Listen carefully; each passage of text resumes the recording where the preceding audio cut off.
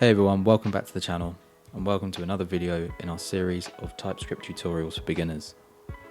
Today we're going to be learning about another control structure, this time the for loop. So what is the for loop? A for loop is a way of telling our computer program to run some code a number of times. These can be particularly useful when we need to run the same amount of code on many different types of data in, for example, an array like we learned in the last video. So in TypeScript, we start a for loop by using the keyword for. We then give the condition for the loop. We say let I to declare a new variable I, give it the type of number. We assign a value to this, and then we close that code there. We usually start at 0. You'll remember in the previous video when we spoke about computers counting from 0. That's why we start at the number 0. We're then going to give a condition. So we're going to say while I is less than 5, 6, for example. And then we're going to say I plus. We're then going to open and close a set of braces and clear some space to put the code that we want to run inside. So what's going to happen here is the loop is going to start. The value 0 is going to be assigned to a new variable called I, and every time the loop runs, it's going to do two things. It's going to check whether this condition has been met, and it's going to add 1 to the variable I. So if we go through the loop and think how the computer would think, we're going to start at 0, the loop is going to run and run any code within the loop. We're then going to add 1 to 0, which is going to equal 1. I is then less than 6 still, so the loop will run again, and it'll do this all the way up until I is less than 6 is no longer true. So it's going to count from 0 all the way up until 5.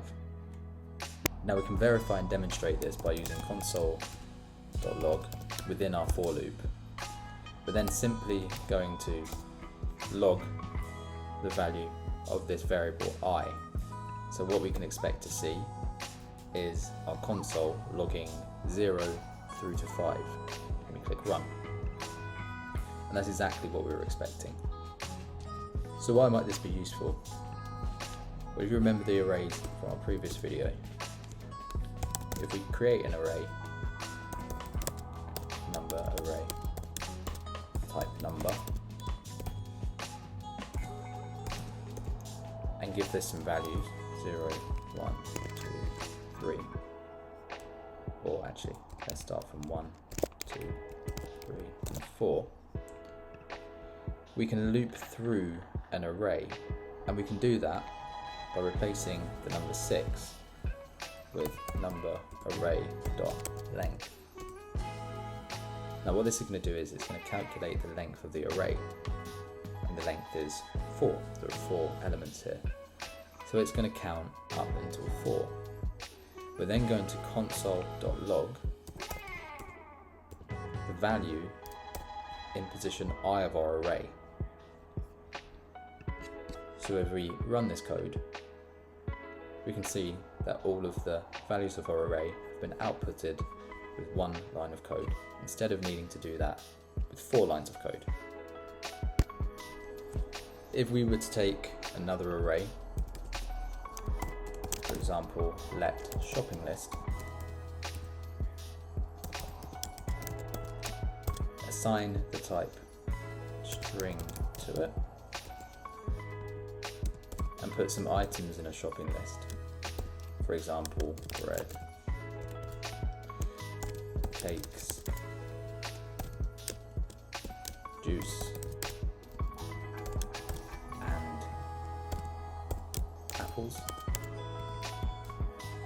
We can loop through this list by taking our array, getting the length of this array, and console.logging each element in position I as I iterates throughout the loop.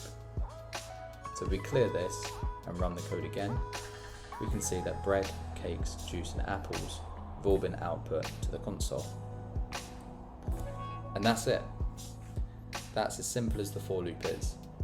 So in this video you've learned about for loops, how to create a for loop, how for loop works, and how you can use a for loop to iterate through an array.